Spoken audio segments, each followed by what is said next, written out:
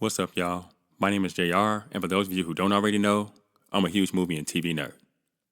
If you're new here, I appreciate you taking the time to check out my channel.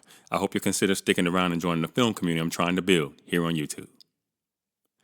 So in today's video, I'm going to be giving my reaction and review of Paul Thomas Anderson's epic action crime thriller, One Battle After Another. And just so you guys know, this video will contain spoilers, so if for some reason you haven't gotten up to the theater to see this movie yet, and you don't want to know anything that happens in it, you might want to exit this video now. And with that being said, no more wasting time, let's get into it.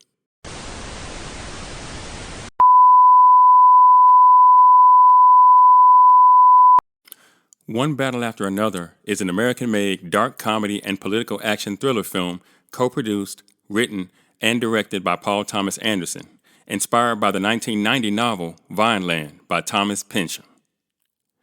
The film stars Leonardo DiCaprio, Sean Penn, Benicio del Toro, Regina Hall, Tiana Taylor, and Chase Infinity, and follows an ex-revolutionary who must rescue his daughter from a corrupt military official. Now, One Battle After Another had its world premiere in Los Angeles on September 8th of this year and was theatrically released in the United States by Warner Brothers Pictures on September 26th. And at the time of the making of this video, the movie has a 96% on Rotten Tomatoes based on 312 critic reviews, with its popcorn meter currently sitting at 85% based on over 2,500 verified ratings. The film has a Metascore of 95 on Metacritic based on 54 critic reviews with a user score of 8.2 based on 223 user ratings. And finally, the movie has an 8.5 out of 10 on IMDb with just over 42,000 ratings. Now, I have to admit, I didn't do a ton of research for this movie before I decided to go and see it. I didn't even see the trailer before I saw it in the theater when I was at the theater to see another film. And a lot of people I was seeing on social media thought that the trailer was really bad. I didn't have any particular thoughts about the trailer, as I rarely do, because I understand that the trailer, though typically primarily consists of the fun and games sections of a movie, is not narratively representative of the overall film. But I did have to rev myself up for a 3-hour movie in this case, which is why I didn't go see it during the preview period.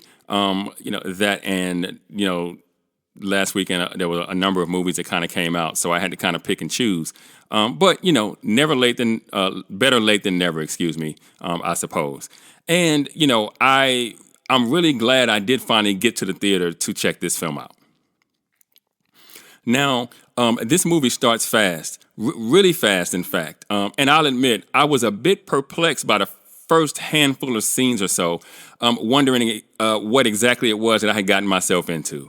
Perfidia says and does some things within the first 10 minutes or so of the movie that make you wince with curiosity. And these things appear to have sparked some outrage and backlash in certain segments of the Black community specifically.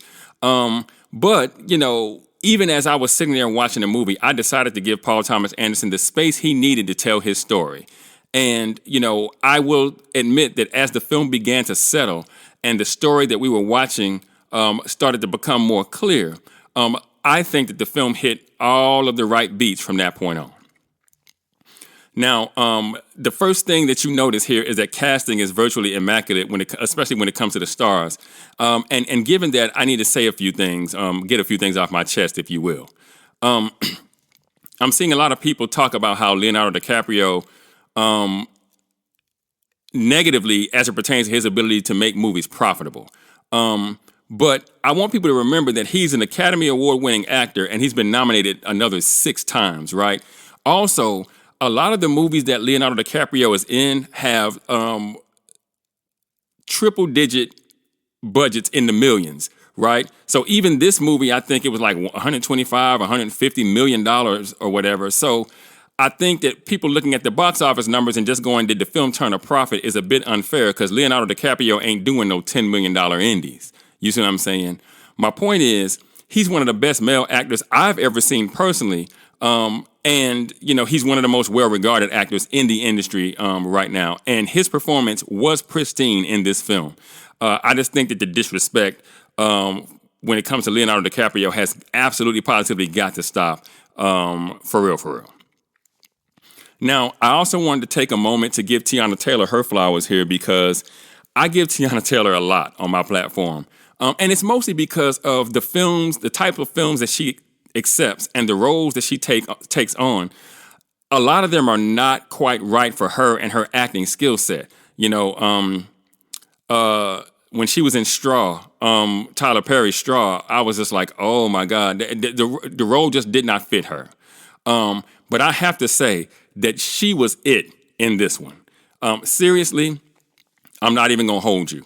The role of Perfidia Beverly Hills, what a name. It felt like though it was written just for her. Even though from what I understand that this particular character in Vineland was a white character that was made black by the filmmaker.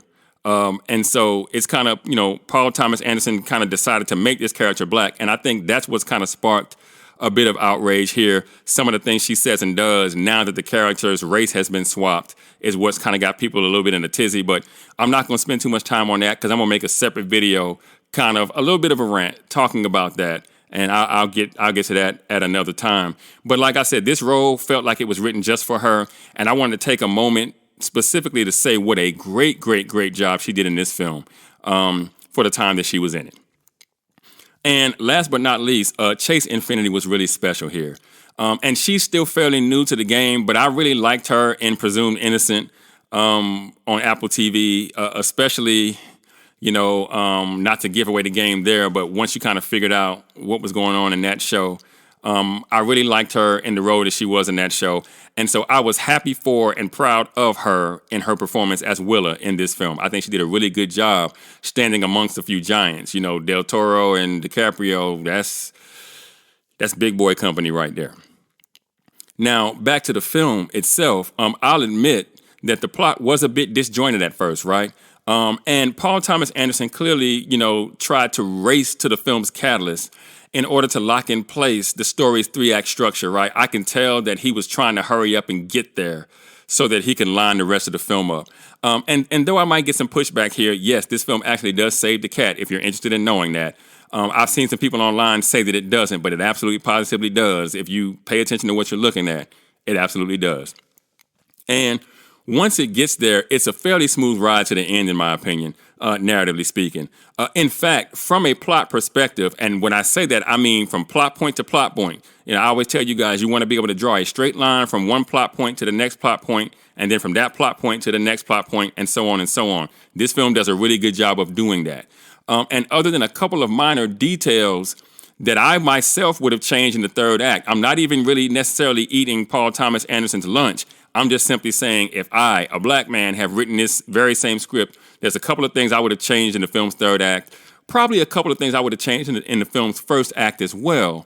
But other than that, the film is practically perfect, in my opinion.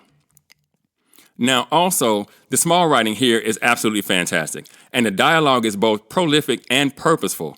And though it can make you wince at times, I'm going to go ahead and warn you, some of these characters say some things, let me tell you. But you quickly realize that there's a reason the characters are talking like they're talking, that there are several points here to be made about intergenerational struggle, family and legacy, history and revolution, resistance and fascism, and personal goals versus political ones, which I found to be probably one of the more interesting themes that the sub-themes that kind of run through this film, because Perfidia is is getting a lot of, is the subject of a lot of talk right now, especially about like how, people are upset that because as a black woman, she was overly sexualized, and she was overly sexualized across racial lines. She abandons her kid and stuff like that.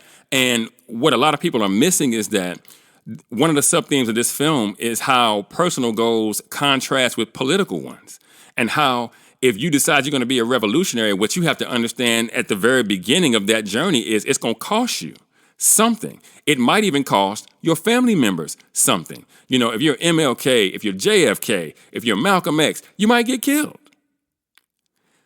People in your family might get killed, right? And, I won't bring up some recent stuff, but my point just being is that that's the thing I think people are missing when they're in their feelings about some of this stuff. He's literally making a point. The filmmaker is literally making a point about these things. And so, I just wanted to kind of make that clear here in this video. And again, I'll state that the only narrative issues I had with this movie were really, really small, like parking ticket type stuff. I thought that Anderson did get a little slick with the plot in the first act, but I understood exactly why he did what he did. And he did so because he was trying to disguise the film's twist. And I'll admit, if not for the fact that I write these things, so I can kind of see through a lot of the screenwriter's subterfuge, because I've learned a lot of the tricks so I can recognize when I see them on screen. The twist might have caught me by surprise in this one, but it didn't, just to be clear. I was pretty sure of what the twist was going to be about 30 minutes or 45 minutes or so before we got there. And it was exactly what I thought it was going to be, given what we had seen to that point. Now, the bigger issue I had with this film was, technically speaking, a Chekhov's gun type situation. Not a complete violation, mind you, but I just thought there were some small things that happened in the finale that were both disappointing and a bit unnecessary. Again, parking ticket type stuff. But other than that, I thought this film, on the whole, was absolutely brilliant. Now, overall, I'd give this film a 90%. A 9.0 out of 10 if you're thinking IMDb score. Essentially an A. In my opinion, a tie for the best movie this year with Ryan Coogler's Sinners. And I reserve the right to change my mind before the year is out, right? But guys, listen. I'll say again, this was a near-perfect movie. As near-perfect a movie as I've seen since Top Gun Maverick back in 2022. And one thing I really liked about the film was the tone of the film. It felt quasi-Tarantino to me. And if you didn't already know, Tarantino is my guy. He's in my top 10 filmmakers.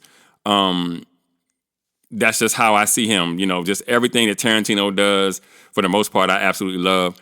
And so this film kind of really it felt like it took a page out of Tarantino's book as far as like the look and the vibe and the feel of the film.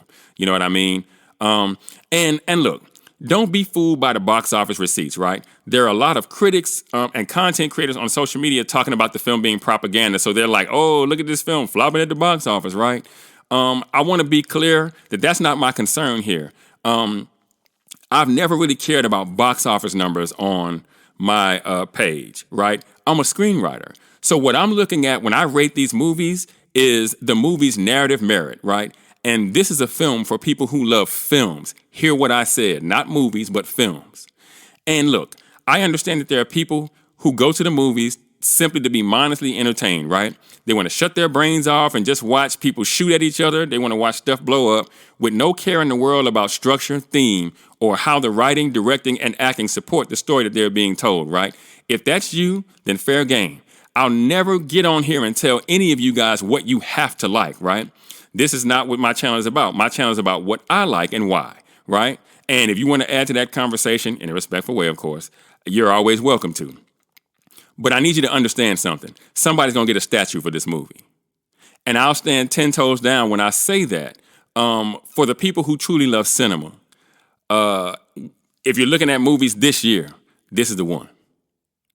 But what do you guys think? Have you had a chance to go check out One Battle After Another yet?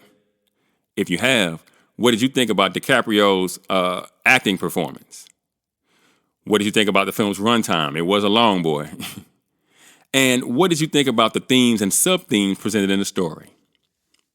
Let me know in the comments. And for those of you that might be new to the channel, be sure to like and share this video. If you really like the content, be sure to subscribe and hit that notification bell. That way you'll be notified whenever I drop a new video. You can also now support the channel by leaving a super thanks. If you should be so inclined, I'd greatly appreciate it. Also, feel free to subscribe to my new shorts channel and my reaction and reviews channel for additional content. The links are in the description. In addition, be sure to go and check out themadScreenwriter.com for more television and film reviews and info on my upcoming film projects. And with that, I'm going to go ahead and get out of here. I got screenplays to write. And I'll catch y'all on the next video.